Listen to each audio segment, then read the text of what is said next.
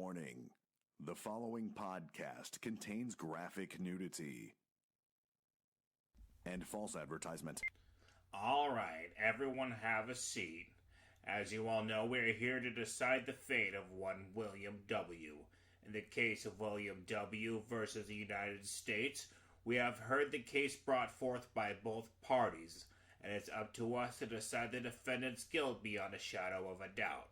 Remember, the votes must be unanimous. However, since this was just explained to everyone outside by the judge, there's really no reason to explain this to you all except to lay down the general plot point of the sketch. Now, who would like to begin? I'd like to start by addressing the numerous labor violations conducted by the defendant. Every employee has taken zero earnings, sleeps at the factory, and has contracted irreversible skin pigment alterations and stunted growth. Now, just wait a moment there, jury number 6. Being foreign undocumented workers, the defense made pretty strong case regarding the employees.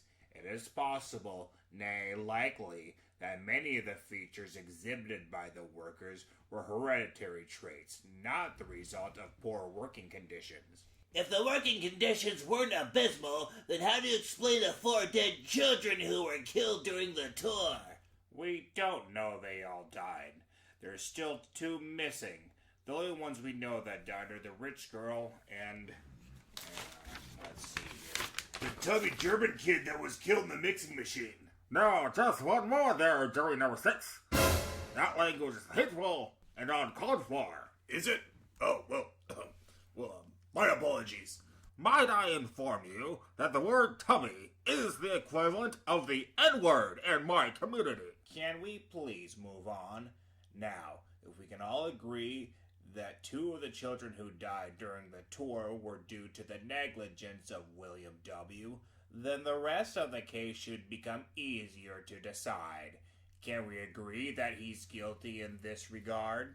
Those kids all signed liability waivers. It says here in plain English under section 37B of the contract signed by them, I, the undersigned, shall forfeit all rights, privileges, and licenses herein contained, etc., fax mentis incendium gloria cultum, etc., memo bis punitor delicatum.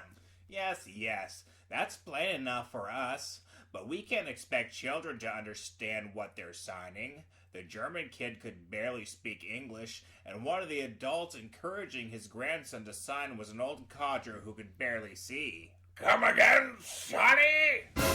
Oh, I'm sorry, I didn't see that you were sitting there. I've been on this earth for 93 years, and let me tell you, I command a little more respect from a rascally little 5-decader. My apologies. Honestly. Back in my Sunnydale community home, the term old codger is our N-word. Keep that in mind the next time you go flapping your jaw. Excuse me, but when do we break for lunch? I'll tell you when we can break for lunch. Why should I listen to you? You're not my superior. Yeah, huh? That's why I'm jury 5, and you're only jury 11 with all the other double-digiters. Gentlemen, we will all break for lunch at 12:30. Pardon me? I am appalled that you would refer to the assembly as a whole as gentlemen. Oh, I beg your pardon. If you were to take a few moments to educate yourself, you'd know that in the trans community, the term gentleman is our N-word. Again, my apologies, ma'am. Let's get back on track here. Jury number 1 can return to his bigotry once we're convened. He should never have been jury number 1. The contract is stated clearly, and all the children that were killed signed it. But they were all underage. Their legal contracts can be held up in court. They were all accompanied by their parents or guardians. It doesn't take a retard to understand that a waiver form means you cannot hold the factory or owners accountable for what happens next. I'm sorry, what did you say? Sorry, I didn't know. I'll have you know that in my community the term retard is equivalent to the N-word. This is why I should have been jury number 1. You're absolutely right. Again, I beg your pardon, jury number 3. Number 3? I believe that we're forgetting a very important fact.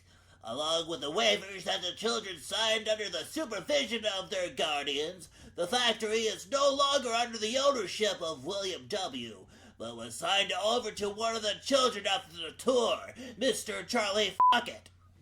That's a smudge on his name. That's a B. Oh, my apologies. Charles Bucket. Because he is the majority shareholder, I declare that he is legally liable for all ongoing damages. All right, then. It seems that there's still some discussion to be had. Let's take a secret ballot and see just where we stand. 4 minutes later. After tallying the votes, we have 6 guilty, 5 not guilty, and 1 drawing of a kitty cat. Hooray! Not only is he accountable for those deaths, I would go as far as to say that he killed those kids deliberately. Nonsense! The factory has been running for 30 years with nigh 1 worker injury. The fatalities are a result of the children's disregard for the specific instructions of their tour guide. Well, this is just a calamity. We have just about as much of a chance of ending this gridlock as 2 queers making a baby. Why is everyone staring at me? That word doesn't have any significance to me. It's okay, Joey number 6. You don't have to pretend. Pretend? No, I'm totally not, you know. Let's just move on. I like women, with big floppy chests. Let's continue. And big hands. I would just like to state for the record that this entire jury recess has been appallingly handled. Gentlemen and lady, if you were to make me jury number 1, we'd have lunch by 10:30 and a unanimous decision by 2 o'clock, with enough time to enjoy a free half day from work. The jury numbers were handed out by the court at the beginning of the case. Hey, he has food. This is just a cough drop. Does it bring enough for everyone? You're all just bloodthirsty sadists who want to take down a businessman who pulled himself up by his own bootstraps. You just won't convict a killer, no matter how much evidence, because you don't have the balls to send someone to the chair. How dare you bring up my procedure?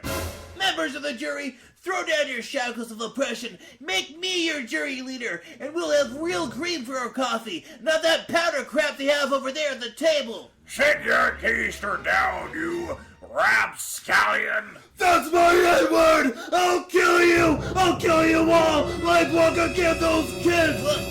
Take it easy there. Get away from me! Get your hands off me! Stay back! Okay! Okay! Oh, goodness. Settle down. Settle Let's go down. now. Take it easy. I'm sorry. I don't know what got a hold of me. We've been stuck in this room together for 30, 40 minutes. There's only so much a man can take before losing it. Hey! But you did yell that he did kill those kids, didn't you? I guess I did. I suppose subconsciously I knew the whole time he did. It just took an emotional freak out to bring it to the surface. I'm ready to vote guilty. Who's with me? I! Boy, look at us. We sure are a colorful bunch, aren't we?